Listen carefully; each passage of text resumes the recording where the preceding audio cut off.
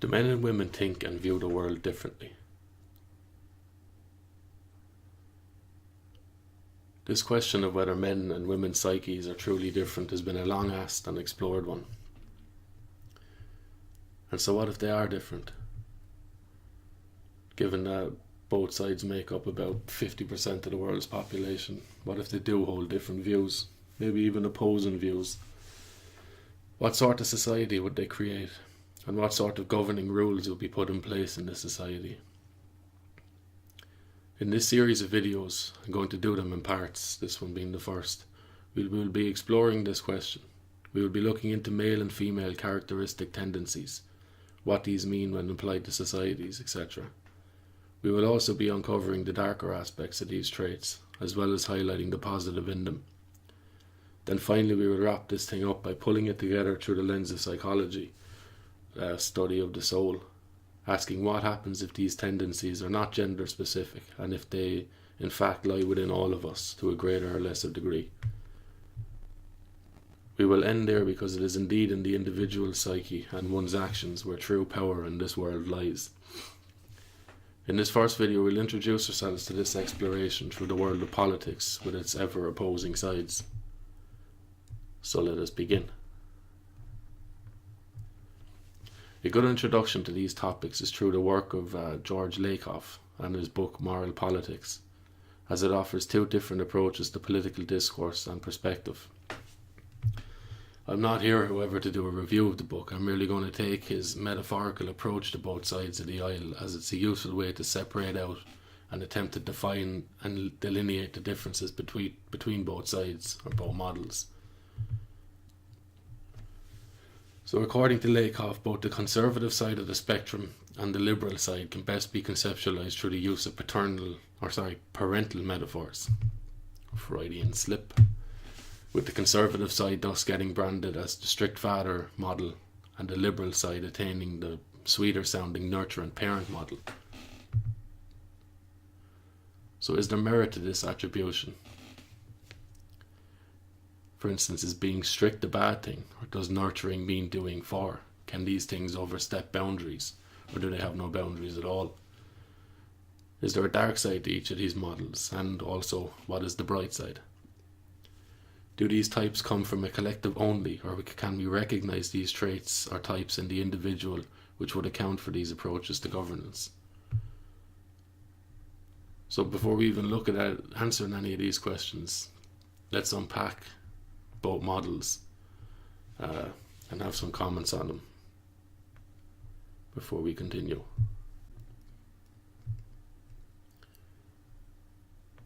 So the strict father model, there's a number of principles or traits that go together to make up this model. I'm just going to go over some of them now. And through the lens of this model, the world is seen as made up through nuclear families. So you'll have father, as it says in the model, mother and child or children. Probably even an old Jack Russell thrown in there. In the family then, the father owns responsibility for supporting and protecting his family. He also takes the authority to set the rules of the house, with his wife or the woman being viewed as carer, nurturer and a supporter to the father's authority in the home. It said the children derive their character, which is made up of self-discipline and self-reliance, through abiding by parents' laws or rules. Parental authority is coupled with love and nurturance, meaning kind of tough love, you know. Love is seen through instilling discipline and instilling character in your children before you send them out into the world. Self-reliance, self-discipline and respect for genuine authority are crucial to learn as a child in this model. Note the word genuine authority there. The use of physical violence to aid in discipline is also permitted. You can call it spanking if you want, but it's still violence. And once adulthood is reached, the child should have the ability to sustain themselves, given if the parents have done their job correctly according to this model. with little parental interference.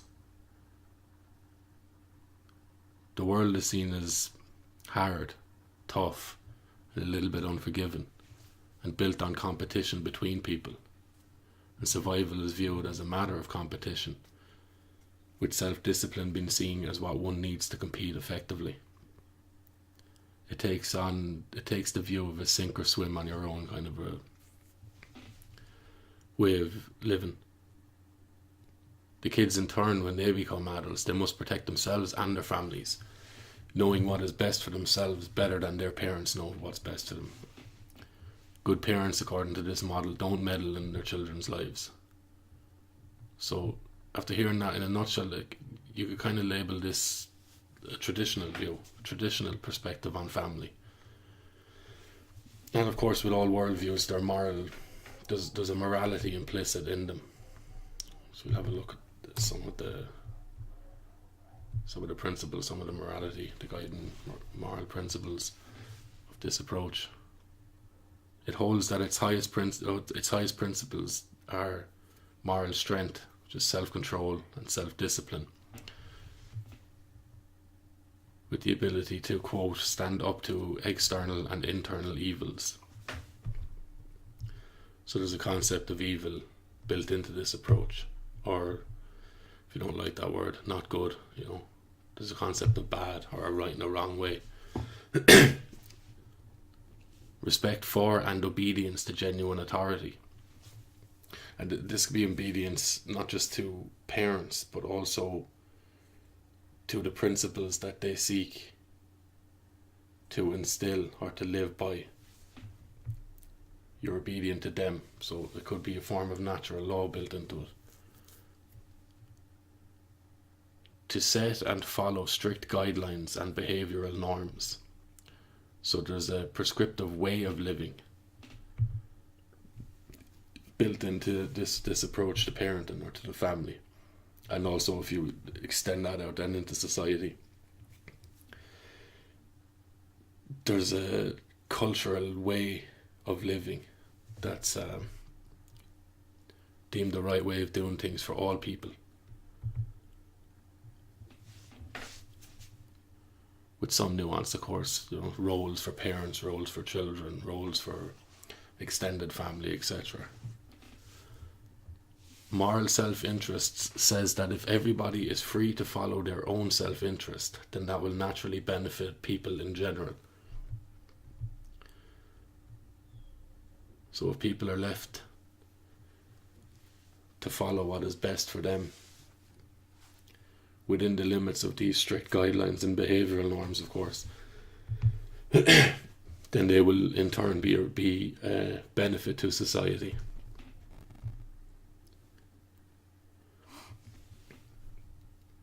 There's a quote here: being an adult means that you've become sufficiently self-disciplined so that you can be your own authority.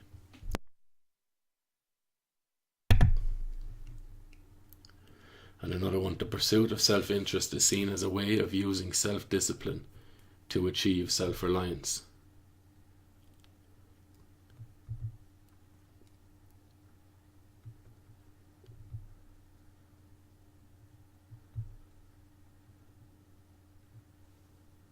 There's just a few extra words I'm kind of skimming over there. Don't want to be repeating myself. So,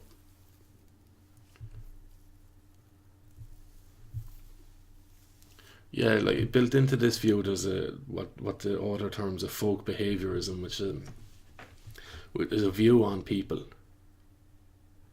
and the view being that if people are left to their own devices, they will seek pleasure or just fulfilment of base enough desires, and so conditioning is important, or guidelines or rules or rights are important. Ways of living are important in this model.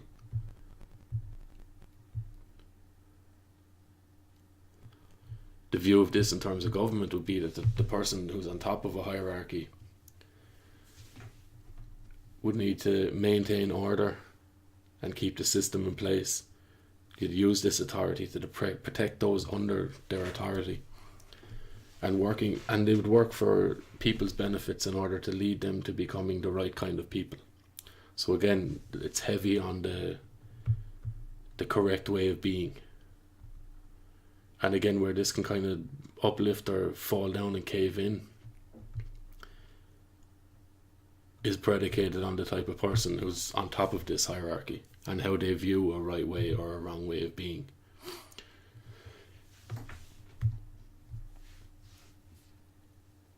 As I was saying, there's a moral imperative underpinning this model, or built into it.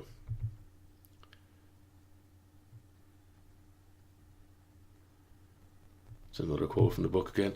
The strict father model requires that there are natural, strict, uniform, unchanging standards of behaviour that must be followed if society is to function.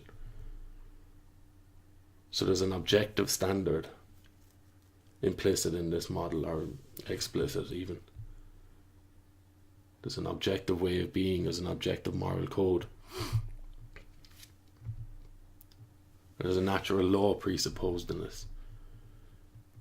So to kind of summarise this model, and this model speaks of self-mastery. And as it speaks of self-mastery, we are naturally speaking of self-ownership and a person or a culture which accepts and desires to take responsibility for one's actions and place in the world, to the degree that this is reasonable. Of course, you can't just be taking everything on yourself if it has very little to do with you. This person would in turn develop a need and a way of being that is built upon integrity and self-honesty, and so may also seek this in other people, as we tend to group together with people who are similar to us or are good for us and have similar views or similar values. Peer support and pressure would come from this, or social shaming, which sounds bad, but maybe it's not. Holding friends and family members accountable to this objective standard or model or way of being and acting in the world.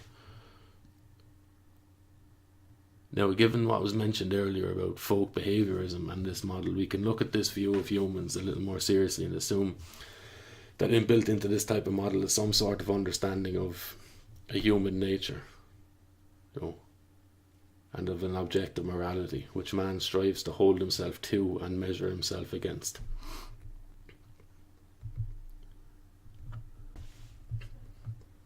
And now on to the nurture and parent model, or mama model. Again, just some characteristics that go to form this model. Let's list them off here. They are empathy, love and nurturance are the primary motives and methods of parenting. Children become self-reliant and self-disciplined through being cared for and caring for others in their family as well as their community. Obedience comes from the child's respect for their parents over fearing punishment. Communication is important, both ways. Asking questions is allowed as parents explain their decisions and their actions. The aim is for children to grow to be happy and fulfilled, and this comes from caring for one's family and community. The most important thing to learn is empathy for others, nurturance and maintenance of social ties. It's kind of remind us of Adler's social interest. Merely stating that one can't be fulfilled or have a meaningful life or be content in oneself if they don't contribute or have some sort of interest in uplifting to their culture or their society in some way. There's merits to that, of course.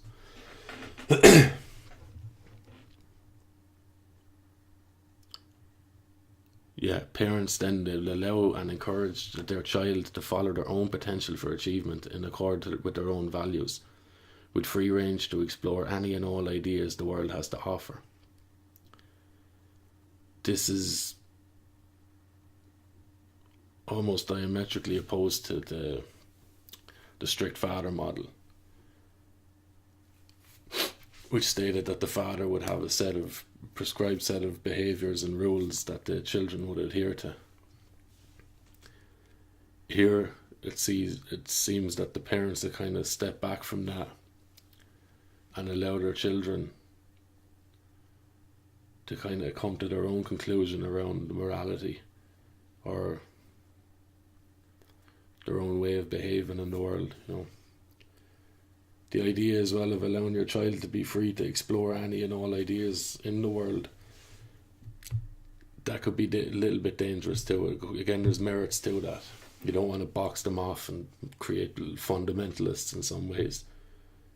But also you do have to parent as well, and keep them safe. Not all ideas are good ideas.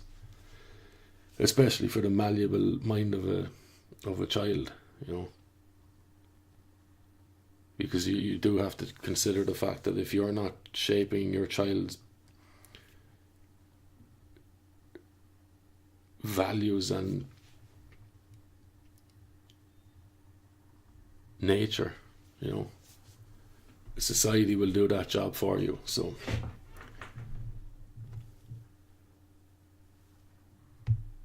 it's finding that balance, I suppose.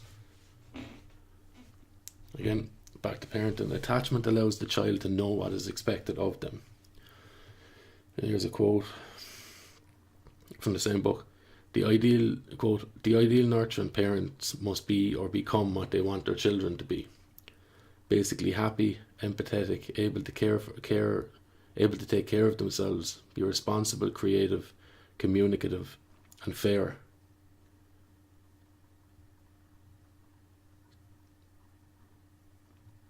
And that's great, If you want your children to become what you are, but you're not, you're also allowing them free range to explore all ideas. Like, are you going to say that this is a good way of living? Are you going to distinguish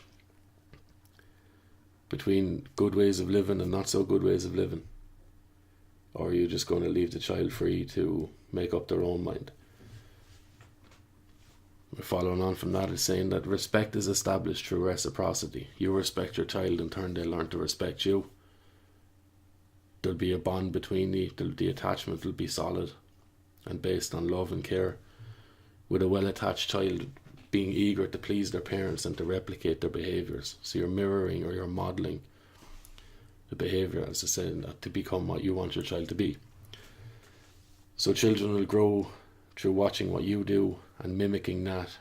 They'll grow to enjoy displaying their self-mastery, their ability to do in the world and to act like an adult. Kids love that. And again, the onus here on the social society or the social, again, children must develop a social conscience through developing self-consciousness. And this is attained through self-reflection and, quote, to know what is not so nice about themselves. You'll also have to, it's nice to be humble and all that, but you also need to know what's great about yourself. Inner strength is derived through being nurturant of self and others. And again, as with the strict father, there's a morality built into this model, and this model's morality lies in empathy and the act of helping those who need help. And to achieve this, one must care for oneself and nurture social ties. One must be happy in oneself, or they will struggle to have empathy for others. Quote, the moral pursuit of self-interest only makes sense within these priorities.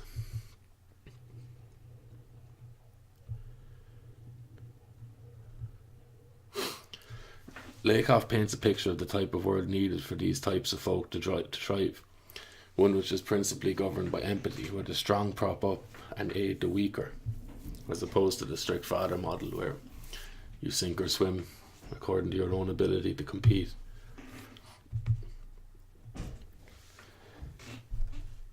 The morality of fair distribution is held in high regard here. A rights-based fairness being you get what you have a right to, coupled with a needs-based fairness, the more you need, the more you have a right to. And a scalar distribution of responsibilities, stating that the greater your abilities, the greater your responsibilities.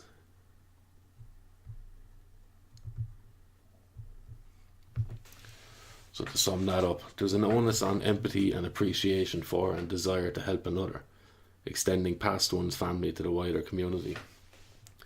This could include up to one's countrymen and to the world at large. There's also a heavy emphasis on the development of character through caring for others, with parents modelling a way of being to their children, and thus through reciprocal respect the child develops character. The aim, of course, being to be happy and fulfilled. According to what, though? What is your standard of happiness or fulfillment? If it's just reduced to subjective or everybody's individual whims, then where are we going? What are you modelling? Is there a standard? Again, parents allow their children the freedom to explore any and all ideas the world has to offer. Again, there's good sides and bad sides to that. There has to be, or maybe there doesn't, some sort of boundaries around that. I'm sure most parents would agree with that. Yeah, good children are encouraged to develop a good social conscience through self-consciousness, reflection, and exploring their own characters. Of prime importance here is the society, with the subject becoming reduced seemingly to the collective. The main priority tends to be caring for others, as opposed to seeking your own self-interest. But surely there's a path with both, and path for both, because there's good and bad to be taken out of both of these things. They don't necessarily have to be counter to each other. It just depends on what you put primary importance in. It's kind of evident that what you have here in one is an emphasis on the individual, and in the other you have an emphasis on the collective. So when you take that out of the family circle and you implement that into a kind of governmental scheme, you end up with one side which will act and implement legislation and stuff that is good for, kind of utilitarian model where the greatest good for the greatest number and so forth. But that might clash with people who don't necessarily view that as a good way of being, or as a positive. The strict father model would view that as propping up people, and so it would take the emphasis away from them to compete and to strive and to better themselves. Whereas the nurturant model would view that as people can only strive to become better in themselves when they're supported and cared for. So there's validity in both arguments. It's just, do they need to be contained in some sort of boundaries? If you employ one model excessively, what happens? And this is what this series of videos is about. What happens if one of these perspectives tends to dominate the other, and there's no balance, or there's no boundaries?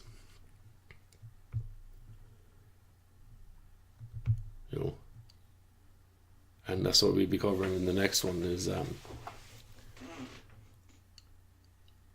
what do we really know about men and women? Do they fall neatly into these two categories, or don't they?